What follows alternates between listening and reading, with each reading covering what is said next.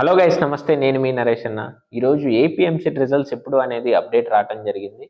ఉన్న కంప్లీట్గా అసలు ఏంటి, దీనివల్ల ఇంపాక్ట్ ఏంటి, కంప్లీట్గా డీటెయిల్స్ అన్ని కూడా నేను వీడియోలో డిస్కస్ చేయబోతున్నాను. సో వీడియోని చివరి వరకు చూడండి. ఇంకా గైస్, మన ఛానల్ని సబ్స్క్రైబ్ చేసుకోకుండా వీడియోస్ చూస్తున్నట్లయితే వెంటనే సబ్స్క్రైబ్ చేసుకోండి. పర్టికులర్లీ అసలు జోసా సీసాప్కి వెళ్ళే వాళ్ళకి ఏమి ఇంపాక్ట్ ఉంటుంది, ఇలా కంప్లీట్ డీటెయిల్స్ అనేవి డిస్కస్ చేయబోతున్నాను. ఇంకా మీరు కనుక జోసా సీసాప్ మెంటర్షిప్ కోసం చూస్తున్నట్లయితే మన దగ్గర మెంటర్షిప్ ఇస్తాము. కంప్లీట్ జోసెస్ సీసాప్ జస్ట్ 3000 రూపీస్ మాత్రమే. So let's get in to the video. యాక్చువల్గా ఇప్పుడు ఏపీఎంసెట్ జనరల్గా ఏంటంటే సెకండ్ ఇయర్లో బెటర్మెంట్ అనేది ఉండదు. బట్ ఏపీ ఆంధ్రప్రదేశ్ ఎడ్యుకేషన్ ఏం చేశారంటే, education ministry of education second year వాళ్ళకి కూడా బెటర్మెంట్ ఆప్షన్ని కల్పించారు. ఫస్ట్ థింగ్, ఇదైతే చాలా గొప్ప విషయం. ఎందుకంటే స్పెసిఫికల్లీ జోసెఫ్ సీసాప్కి పార్టిసిపేట్ చేసే స్టూడెంట్స్ సెకండ్ ఇయర్లో చాలామందికి మంచి పర్సంటైల్స్ ఉంటాయి, బట్ తక్కువ స్కోర్ ఉంటుంది ఐపీ. దానివల్ల సీట్ అనేది మిస్ అయిపోతారు. ఎందుకంటే జనరల్, ఓబీసీ, ఎన్సీఎల్, ఈడబ్ల్యూఎస్ వాళ్ళకి 75% క్రైటీరియా ఉంటుంది. అంటే 530కి ఫస్ట్ ఇయర్ సెకండ్ ఇయర్ మొత్తం, సారీ, సెకండ్ ఇయర్ అంతా కలిపి అంటే 470కి సెకండ్ ఇయర్ ప్లస్ 60 ప్రాక్టికల్స్, అలా 530కి మనకి 75% క్రైటీరియా చూస్తారు. అదే ఎస్సీ, ఎస్టీ, పీడబ్ల్యూడీ వాళ్ళకైతే 65% చూస్తారు. ఇప్పుడు చాలామందికి ఏంటంటే మంచి పర్సంటైల్ ఉంటుంది, కానీ స్కోర్ అనేది ఐపీ స్కోరు లేకపోవటం, తక్కువ ఉండటం, 75% లేదా 65% కంటే తక్కువ ఉండటం వాళ్ళ కేటగిరీ తగ్గట్టుగా. దీనివల్ల ఏంటంటే వాళ్ళ సీట్ అనేది మిస్ అయిపోతుంది.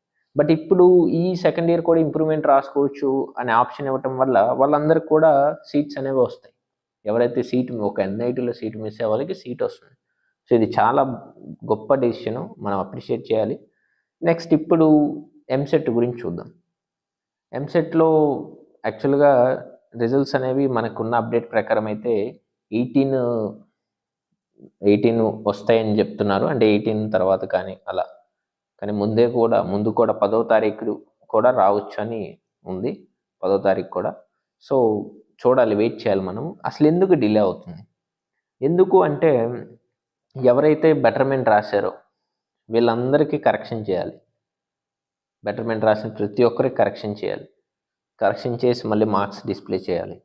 ఇప్పుడు ఆ marks EAMCET weightage 75% EAMCET marks, 25% IP group subjects 600, ఇవి మళ్ళీ క్యాలిక్యులేట్ చేయాలి. సో ఈ ప్రాసెస్ అంతా కూడా ఎప్పుడు స్టార్ట్ చేస్తారంటే, ఇది అయిపోయిన తర్వాతే, ఈ బెటర్మెంట్ అయిపోయినాక, రిజల్ట్ వచ్చిన తర్వాత. సో ఇప్పుడు జోసా సీసాప్కి ఇంపాక్ట్ ఏంటి అంటే, ఇక్కడ ఒక చిన్న డ్రాబ్యాక్ ఉంది. ఇప్పుడు ఐపీ మార్క్స్ కనుక రిలీజ్ చేయడం డిలే అయితే బెటర్మెంట్ స్కోర్, జోసా అనేది మనకి అరౌండ్ జూన్ 10న స్టార్ట్ అయిపోద్ది.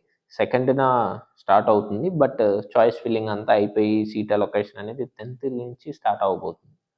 ఈ లోపు గనక రిజల్ట్ ఇస్తే బెటర్మెంట్, అది స్టూడెంట్స్కి ఇబ్బంది ఉండదు. ఒకవేళ డిలే అయితే ఖచ్చితంగా ఇబ్బంది పడతారు. ఎందుకంటే సీట్ అలాట్ అయినాక డాక్యుమెంట్స్ అనేవి సబ్మిట్ చేయాల్సి ఉంటుంది. ఇప్పుడు ఆ డాక్యుమెంట్స్లో ఆ క్రైటీరియా మ్యాచ్ అవ్వదు. మ్యాచ్ అవ్వనప్పుడు సీట్ క్యాన్సిల్ అయిపోతుంది ఆటోమేటిక్గా. సో ఇది ఒక ప్రాబ్లం ఉంది. ఇది గవర్నమెంట్ నోటీస్. మేబీ 10థ్కి ఎంసెట్ రిజల్ట్ అంటే ఇబ్బంది లేదు, ఎందుకంటే ఆ లోపే బెటర్మెంట్ ఇవ్వాలి. బట్ 18th అంటే ఆలోచించాల్సి ఉంటుంది. 18th అంటే అరౌండ్ మనకి 10థ్కి అప్పుడు వస్తాయి. సో ఈ డేట్స్ అనేవి క్రాస్ అవ్వకూడదు, అయితే ప్రాబ్లం అవుతుంది స్టూడెంట్స్ అందరూ కూడా, పర్టికులర్లీ వాళ్ళకి, బెటర్మెంట్ రాసే వాళ్ళకి.